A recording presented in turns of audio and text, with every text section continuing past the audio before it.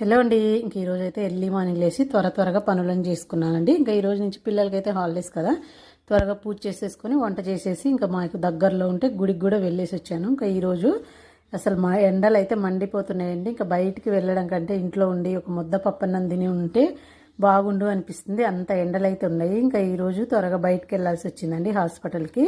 మా చిన్నోడికి ఒక 10 months బ్యాక్ చెయ్యి మొత్తం ఇట్లా కట్ అయిపోయింది, ఆ కుట్లు వేశారు.